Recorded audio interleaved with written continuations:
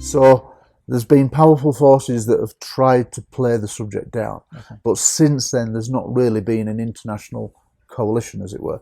And ISA aims to fill that gap by saying, look, you know, it's now time, we're on the brink of this paradigm shift, and we need to start preparing the public for what is going to be a huge shock, because you have been lied to, without a shadow of a doubt.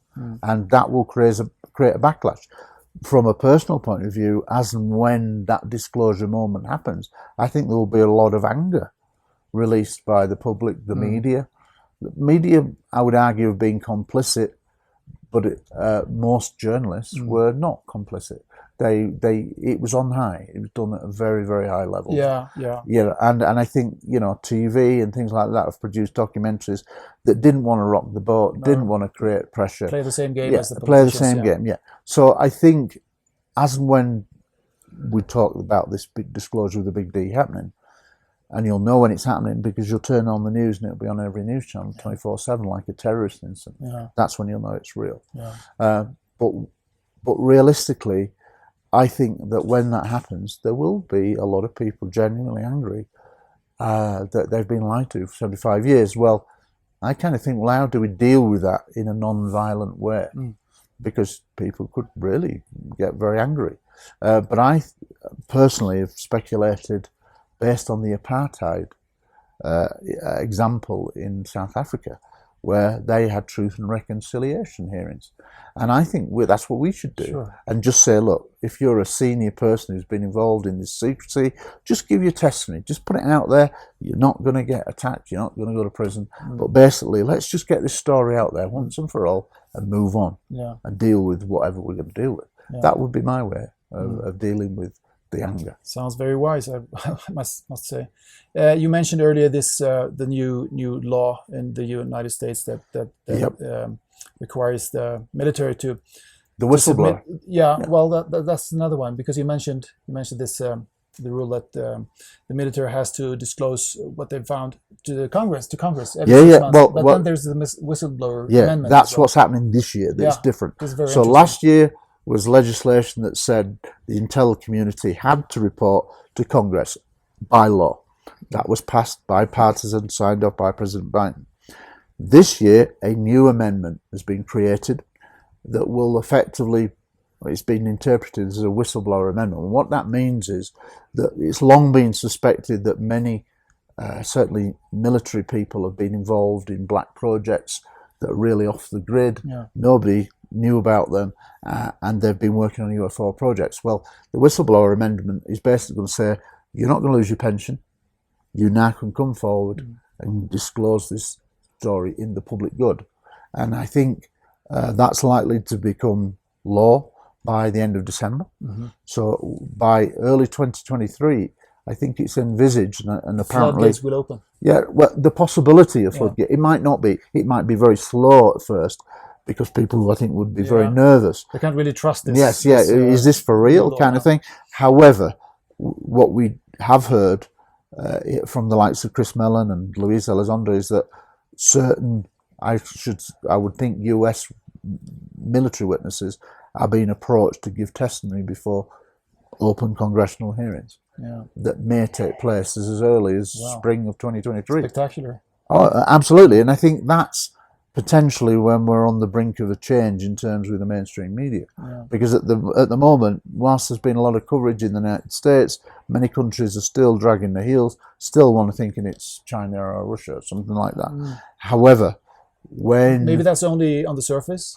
Or certainly that's the way it's portrayed mainstream-wise. Maybe behind the scenes it might not be. But I suspect that if there are live witness congressional hearings, for the first time, the public are going to hear direct testimony from people who have been involved in nuclear weapon shutdowns, missile silos, like in 1967 with Captain Robert Salas, a friend of mine. Tell us a little bit about that incident. Well, basically, Captain Robert Salas in 1967, Maelstrom, it was kind of Midwest. He was underground in his bunker, basically 10 intercontinental ballistic missiles, i.e. if the Soviets launched their missiles, we'd launch ours, kind of thing.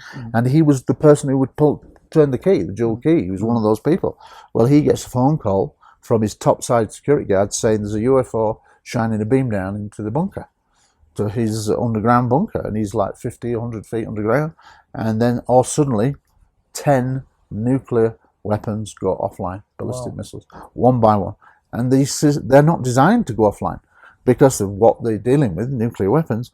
They have many safeguard systems built in, and yet they were overridden, and 10, 9, 8, 7, 6, 5, 4, 3, 2, 1 went off one by one, and everybody's panicking. The UFO stops the beam, and off it goes. Eventually they're checked, nothing wrong with them, they've just been switched off by some unknown means.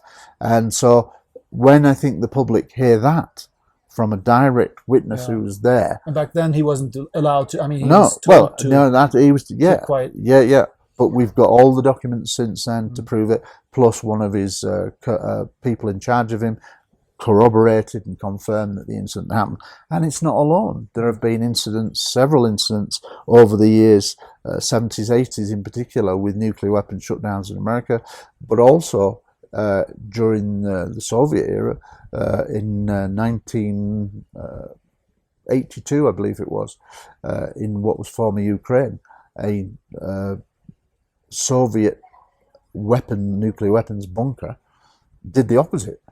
It went into launch mode. The UFO was seen shining a beam down into the bunker, and then suddenly the missiles went into launch mode. Something had switched them on. Yes, it was only apparently for about 15 seconds, but apparently 10 missiles came on, going down, ready to go, kind of thing, and nobody could explain it. Again, fail-safe systems shouldn't have allowed that to happen. But again, UFO shining a beam down, and you can only interpret these kind of incidents as some kind of, you shouldn't be messing with nuclear weapons.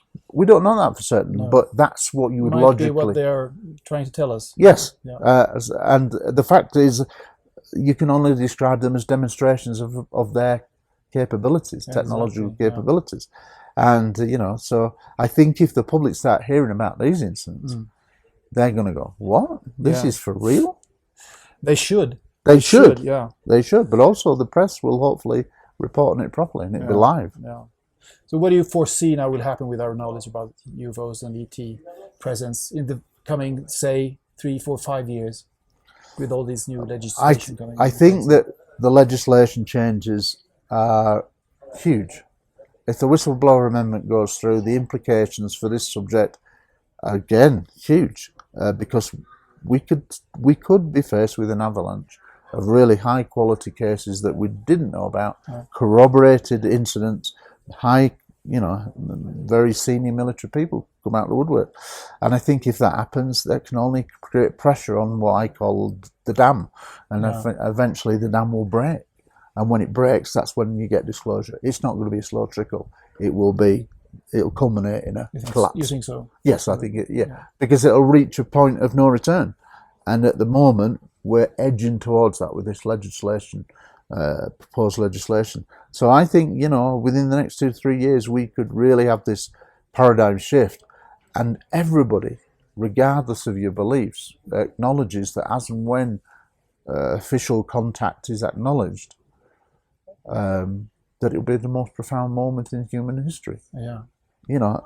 And it surely would be, because it would answer that age-old question: we're not alone. A new era will begin. A new era will begin. Also, and have contact with other galaxies and whatever. And I suppose the logical question after that is there ongoing communication now in the secret world that might become more public?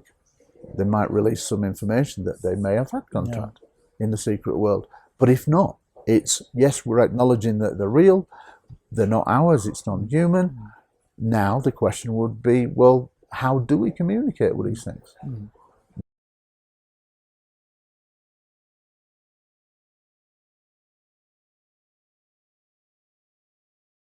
If you like this video and other interviews and talks and stories on Mind the Shift, please like, share, and subscribe. And most importantly, become a patron. Click on the Patreon link in the description box if you're on the cell phone, or in the banner if you're on a computer. I appreciate all the support. It allows me to make more and better content. Thank you.